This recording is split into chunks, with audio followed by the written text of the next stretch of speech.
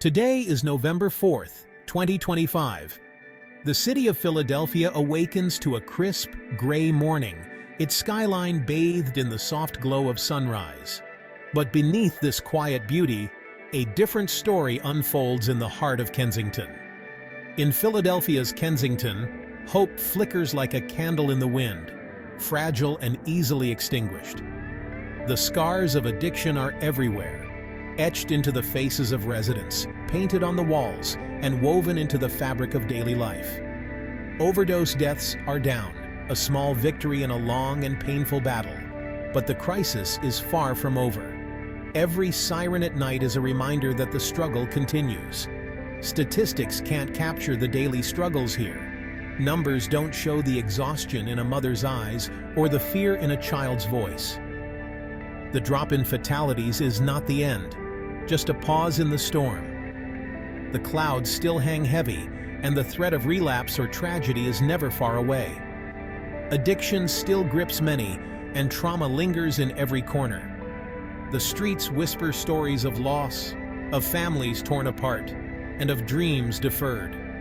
Outreach teams and healthcare workers fight an uphill battle every day. They offer compassion, medical care, and hope, but the need always seems to outpace the help. The root causes, poverty, homelessness, hopelessness, still trap people in cycles that are hard to break. For many, survival is a daily challenge. True healing means more than preventing overdoses. It means rebuilding lives from the ground up.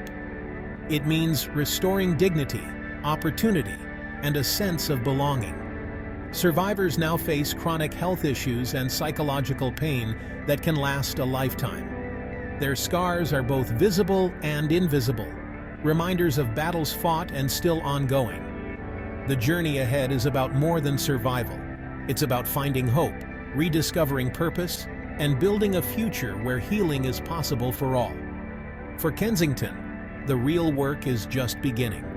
Rebuilding a community takes time, patience, and the collective will of everyone involved. It demands a deep, shared sense of humanity, a commitment to stand together, to lift each other up, and to never give up on hope. Surviving a fentanyl overdose is just the start of a new struggle. For many, waking up after an overdose is both a relief and a shock, a second chance that comes with a heavy burden. The journey ahead is uncertain, filled with obstacles that most people never see. Many are left with chronic health problems and daily challenges. Physical pain, mental health issues, and the scars of trauma linger long after the overdose. Every day can feel like a battle just to get out of bed and face the world. Recovery is a lifelong battle, often fought in isolation. Friends and family may drift away, leaving survivors to navigate loneliness and stigma. The support systems that do exist are often stretched thin, making it easy to feel forgotten. Addiction history blocks access to jobs and housing, trapping people in poverty. Even when someone is ready to rebuild, society's doors are often closed, making it nearly impossible to escape the cycle of instability. Instability makes recovery fragile and relapse likely. Without a safe place to sleep or steady work, hope can fade quickly, and the risk of falling back into old patterns grows stronger. Michael, a survivor, told us, "People think you just stop, but it's never over. I needed help, but all they saw was an addict." His words echo the experience of so many who feel invisible, judged by their past rather than supported for their future. We focus on addiction, but forget the person left to rebuild. True recovery means seeing the whole person, their hopes, their struggles, and their potential to heal. True recovery needs holistic support, healthcare, housing, job training. It's about more than just stopping drug use. It's about building a life worth living, with opportunities and compassion at every step. Communities must look past history and see potential. When we come together, we can offer hope and a path forward, instead of judgment and barriers. Without support, people face an impossible climb. The odds are stacked against them, and every setback can feel like starting over from the bottom. Recovery is more than treatment. It's about restoring dignity. It's about giving people the chance to feel valued, to belong, and to dream again. We must build a foundation for real, lasting change. Otherwise, the cycle continues, and so does the suffering. Together, we can help survivors not just live, but truly thrive. Public health workers like Kelly McLeod are truly Kensington's lifeline, showing up every day to serve the community. They distribute naloxone to reverse overdoses and hand out clean syringes to help prevent the spread of disease. These simple acts can mean the difference between life and death for many people living on the streets. They also offer wound care right on the sidewalks, treating infections and injuries that might otherwise go ignored. Outreach workers provide first aid and medical attention to those who have nowhere else to turn, often working in challenging and unpredictable conditions. Their compassion is a rare constant in the chaos of the city. They listen without judgment, offering a kind word or a gentle touch, building trust with people who are often overlooked or forgotten. Mobile vans travel through neighborhoods, bringing medical help and supplies directly to those in need. These vans are a lifeline for people who can't access traditional health care, making sure help is never too far away.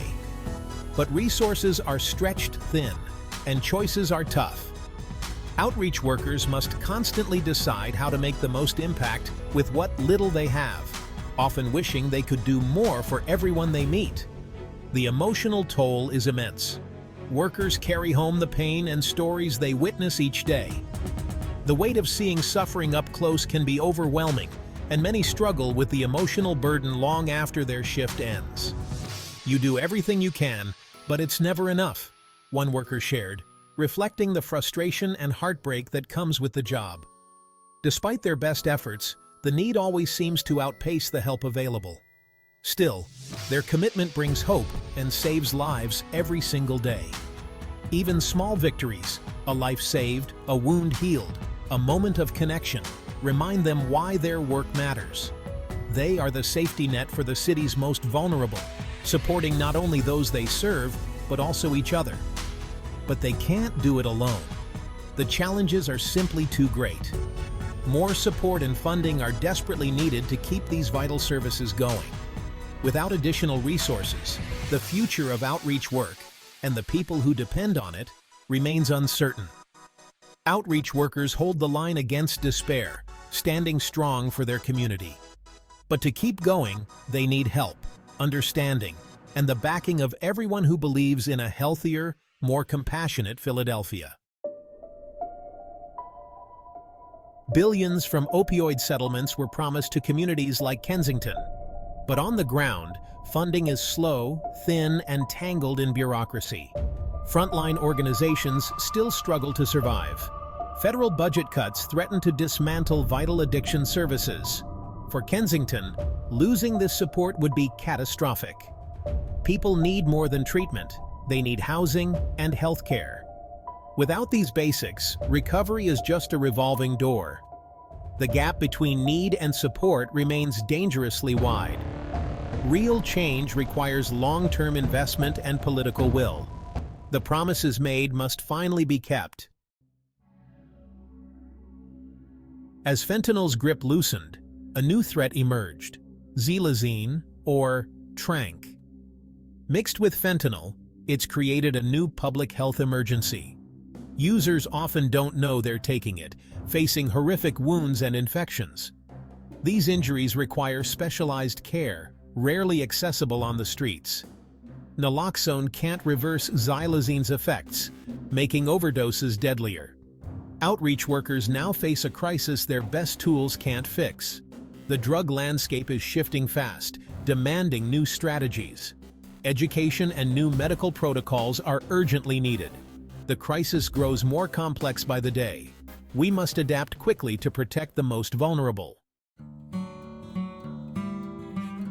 Political noise often drowns out the voices that matter most.